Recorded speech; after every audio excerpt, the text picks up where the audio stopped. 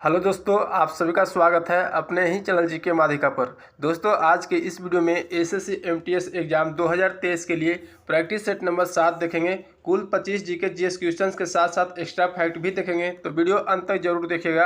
और चैनल पर नए हैं तो चैनल को सब्सक्राइब जरूर कर लीजिएगा, क्योंकि दोस्तों इस चैनल पर आप लोगों को एसएससी के सभी एग्जाम के लिए 25 जीके जीएस क्वेश्चंस का प्रैक्टिस सेट कराया जाता है। अगर आप लोग डेली प्रैक्टिस सेट मारने के लिए चाहते हैं तो इस चैनल से जरूर जुड़ जाइए और डेली प्रैक्टिस सेट मारिए, जिससे दोस्तों आप लोगों को काफ़ी फायदा होगा। ठीक है, तो चलिए आज का वीडियो शुरू करते हैं। तो दोस्तों पहला क्वेश्चन है, उच्चतम न्यायालय का गठन संबंधित प्रावधान किस अनुच्छेद में दिया गया है। तो दोस्तों उच्चतम न्यायालय का गठन संबंधित प्रावधान जो है अनुच्छेद 124 में दिया गया है। ठीक है, तो इसका राइट आंसर ऑप्शन सी हो जाएगा। अब दोस्तों बात कर लेते हैं कि उच्चतम न्यायालय की न्यायाधीश की नियुक्ति जो है राष्ट्रपति के द्वारा होती है। वर्तमान में उच्चतम न्यायालय के मुख्य न्यायाधीश DY चंद्रचूड़ है। ठीक है, तो सभी फैक्ट को ध्यान रखिएगा। अगला प्रश्न देखते हैं। क्वेश्चन है, जिप्सम का रासायनिक सूत्र क्या है। तो दोस्तों जिप्सम का रासायनिक सूत्र होता है CaSO4 इंटू हाफ 2H2 होता है। ठीक है, तो इसका राइट आंसर ऑप्शन बी हो जाएगा। अब दोस्तों बात करते हैं कि प्लास्टर ऑफ पेरिस का रासायनिक सूत्र होता है CaSO4 इंटू हाफ H2O। चूना पत्थर का सूत्र होता है CaCO3। ठीक है, तो सभी फैक्ट को ध्यान रखिएगा। अगला प्रश्न देखते हैं।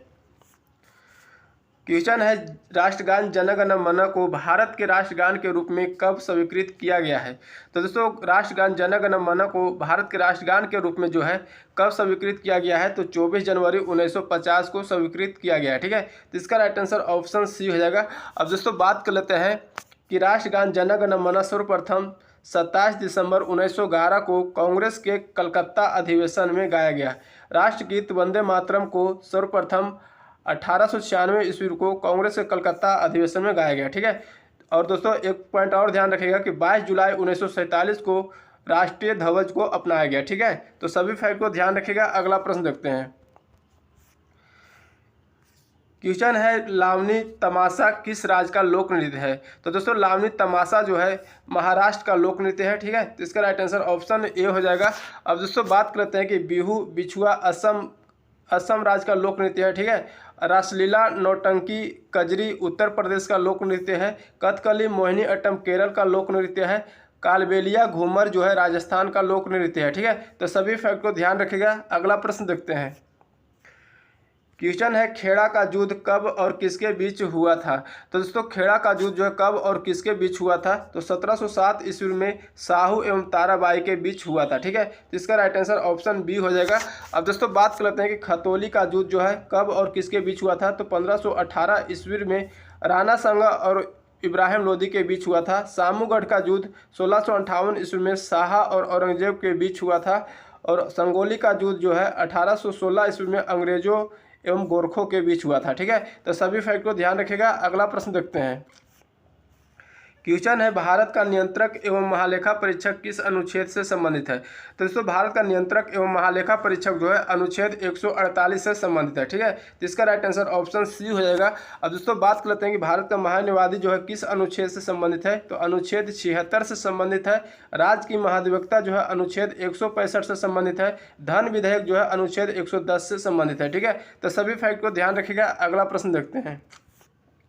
दोस्तों क्वेश्चन है, अंतर्राष्ट्रीय हॉकी महासंघ यानी FIH द्वारा FIH goalkeeper of the year 2021-22 किसे चुना गया है। तो दोस्तों FIH goalkeeper of the year 2021-22 जो है किसे चुना गया है, तो ऑप्शन इसका डी हो जाएगा। ए और बी दोनों, सविता पुनिया और PR सीरीजेस दोनों को चुना गया। ठीक है, अब दोस्तों बात कर लेते हैं कि FIH पुरुष हॉकी विश्व कप 2023 का आयोजन जो है ओडिशा के कलिंग स्टेडियम में शुरुआत किया गया, जिसमें दोस्तों जर्मनी विजेता टीम रहा और बेल्जियम जो है उप विजेता टीम रहा। ठीक है, तो सभी फैक्ट को ध्यान रखिएगा। अगला प्रश्न देखते हैं।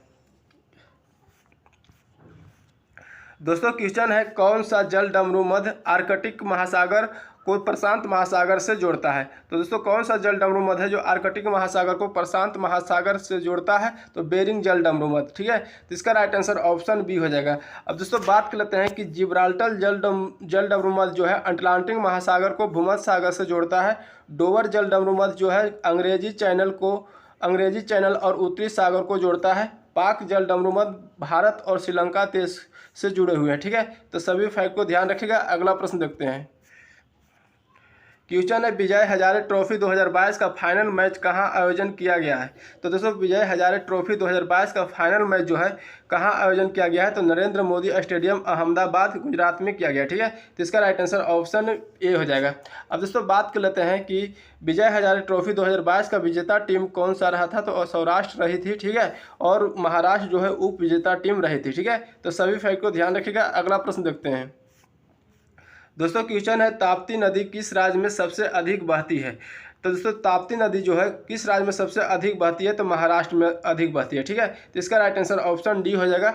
अब दोस्तों बात कर लेते हैं कि ताप्ती नदी मध्य प्रदेश राज्य के बैतूल जिले के मुल्ताई से उत्पन्न होकर सतपुड़ा पर्वत प्रक्षेपों के मध्य से पश्चिम की ओर बहती हुई महाराष्ट्र के खानदेश के पठार एवं सूरत के मैदान को पार करती है और गुजरात स्थित खंभात की खाड़ी यानी अरब सागर में गिरती है। ठीक है, तो सभी फैक्ट को ध्यान रखिएगा। अगला प्रश्न देखते हैं दोस्तों। क्वेश्चन है कि कुमाऊं हिमालय किन नदियों के बीच स्थित है। तो दोस्तों कुमाऊं हिमालय जो है किन नदियों के बीच स्थित है, तो सतलज नदी और काली नदी के बीच स्थित है। ठीक है, तो इसका राइट आंसर ऑप्शन ए हो जाएगा। अब दोस्तों बात कर लेते हैं कि नेपाल हिमालय जो है काली नदी और तीस्ता नदी के बीच स्थित है। असम हिमालय तीस्ता नदी और दिहांग नदी के बीच स्थित है। पंजाब या कश्मीर हिमालय जो है सिंधु नदी और सतलज नदी के बीच स्थित है। ठीक है, तो सभी फैक्ट को ध्यान रखिएगा। अगला प्रश्न देखते हैं। क्वेश्चन है भारत के पहले ओपन रॉक संग्रहालय का उद्घाटन कहाँ किया गया है। तो दोस्तों भारत के पहले ओपन रॉक संग्रहालय का उद्घाटन जो है हैदराबाद में किया गया। ठीक है, तो इसका राइट आंसर ऑप्शन डी हो जाएगा। अगला प्रश्न देखते हैं। क्वेश्चन है विश्व शरणार्थी दिवस कब मनाया जाता है। तो विश्व शरणार्थी दिवस जो है 20 जून को मनाया जाता है। ठीक है, तो इसका राइट आंसर ऑप्शन बी हो जाएगा।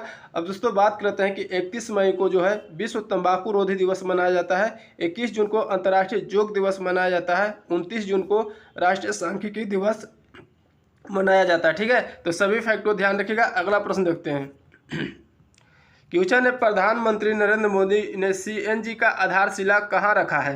तो दोस्तों प्रधानमंत्री नरेंद्र मोदी ने सीएनजी का आधारशिला जो है गुजरात के भावनगर में रखा है। ठीक है, तो इसका राइट आंसर ऑप्शन ए हो जाएगा। अब दोस्तों बात करते हैं कि प्रधानमंत्री नरेंद्र मोदी ने गुजरात के मेहरसाना जिले के एक गाँव मोडेरा गांव को भारत का पहला सौर ऊर्जा संचालित गांव घोषित किया है। ठीक है, देश का सबसे बड़ा रबर डैम जो है बिहार के गया जिले में बना है। ठीक है, तो सभी फैक्ट को ध्यान रखिएगा। अगला प्रश्न देखते हैं।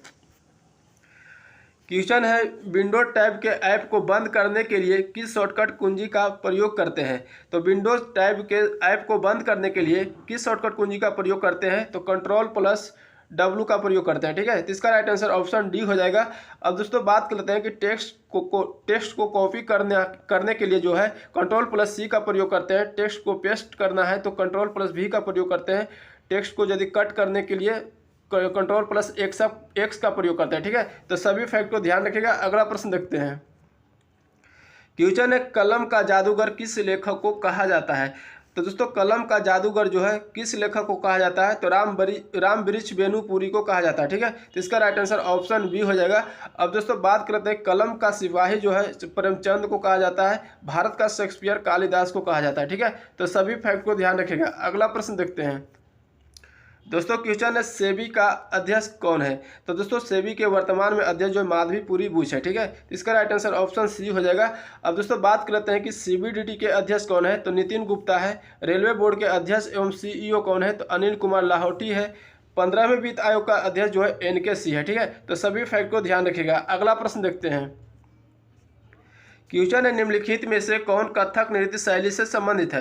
तो कथक नृत्य शैली से कौन संबंधित है, तो शोभना नारायण, बिरजू महाराज, बिंदादीन महाराज। उपयुक्त सभी ये सभी दोस्तों कथक नृत्य शैली से संबंधित है। ठीक है, तो इसका राइट आंसर डी हो जाएगा। अगला प्रश्न देखते हैं। क्वेश्चन है 281 एंड बियॉन्ड पुस्तक के लेखक कौन है। तो दोस्तों 281 एंड बियॉन्ड पुस्तक के किसने लिखी है, तो बीवीएस लक्ष्मण ने लिखी है। ठीक है, इसका राइट आंसर ए हो जाएगा। अब दोस्तों बात कर लेते हैं प्लेइंग इट माई वे किसका आत्मकथा है, तो सचिन तेंदुलकर की है। ठीक है, the test of my life पुस्तक के लेखक युवराज सिंह है। A century is not enough आत्मकथा जो है सौरभ गांगुली की है। ठीक है, तो सभी फैक्ट को ध्यान रखिएगा। अगला प्रश्न देखते हैं। दोस्तों क्वेश्चन है, निम्नलिखित में से कौन सा खेल ओलंपिक में शामिल नहीं है? तो कौन सा खेल जो है ओलंपिक में शामिल नहीं है? तो स्कीइंग, साइकिल चलाना, तीरंदाजी, ये सभी दोस्तों ओलंपिक खेल में शामिल है, ठीक है, लेकिन क्रिकेट शामिल नहीं है, ठीक है। तो इसका राइट आंसर ऑप्शन सी हो जाएगा। अगला प्रश्न देखते हैं दोस्तों, क्वेश्चन है, पत्थर की मस्जिद का निर्माण किसने करवाया था? तो दोस्तों पत्थर की मस्जिद का निर्माण जो है परवेज शाह ने करवाया था, ठीक है। तो इसका राइट आंसर ऑप्शन ए हो जाएगा। अब दोस्तों बात कर लेते हैं कि पत्थर की मस्जिद कहाँ स्थित है? तो पटना के बिहार में स्थित है, ठीक है। इसका स्थापना 1621 ईस्वी में मुगल सम्राट जहांगीर के पुत्र परवेज शाह ने की थी, ठीक है। शेर शाह की मकबरा जो है सासाराम बिहार में स्थित है, ठीक है। तो सभी फैक्ट को ध्यान रखिएगा। अगला प्रश्न देखते हैं दोस्तों, क्वेश्चन है, कढ़ाना बांध किस राज्य में स्थित है? तो कढ़ाना बांध जो है गुजरात राज्य में स्थित है, ठीक है। तो इसका राइट आंसर इसका आंसर हो जाएगा ऑप्शन बी, राइट आंसर, ठीक है। कढ़ाना बांध जो है माही नदी पर स्थित है, इस पॉइंट को भी ध्यान रखिएगा। अगला प्रश्न देखते हैं दोस्तों, क्वेश्चन है, 92वां दादा साहेब फाल्के पुरस्कार किसे दिया गया है? तो 92वां दादा साहेब फाल्के पुरस्कार जो है आशा पारेख को दिया गया है, ठीक है। इसका राइट आंसर ऑप्शन डी हो जाएगा। अब दोस्तों बात कर लेते हैं 50वां दादा साहेब फाल्के पुरस्कार किसको दिया गया है? तो अमिताभ बच्चन को दिया गया है। 51वां दादा साहेब फाल्के पुरस्कार रजनीकांत को दिया गया है, ठीक है। तो सभी फैक्ट को ध्यान रखिएगा। अगला प्रश्न देखते हैं दोस्तों, क्वेश्चन है, चौथी पीढ़ी के कंप्यूटर का क्या नाम है? तो चौथी पीढ़ी के कंप्यूटर का नाम है माइक्रो प्रोसेसर, ठीक है। इसका राइट आंसर ऑप्शन डी हो जाएगा। अब दोस्तों पहली पीढ़ी के कंप्यूटर का नाम क्या है? तो वैक्यूम ट्यूब है, दूसरी पीढ़ी का ट्रांजिस्टर है, तीसरी पीढ़ी का इंटीग्रेटेड सर्किट यानी आईसी है, ठीक है। तो सभी फैक्ट को ध्यान रखिएगा। अगला प्रश्न देखते हैं दोस्तों, क्वेश्चन है, नामीबिया देश से लाया गया 8 चीता को भारत के किस राष्ट्रीय उद्यान में रखा गया है? तो किस राष्ट्रीय उद्यान में रखा गया है? तो कुनो राष्ट्रीय उद्यान में रखा गया जो मध्य प्रदेश राज्य में है, ठीक है। इसका राइट आंसर ऑप्शन ए हो जाएगा। तो दोस्तों आज के वीडियो यहीं तक रहने देते हैं, फिर मिलेंगे अगले वीडियो में नए सेट के साथ। अगर वीडियो अच्छा लगा तो लाइक करिएगा, चैनल पर नहीं तो चैनल को सब्सक्राइब करके बेल आइकन जरूर दबा लीजिएगा। जय हिंद।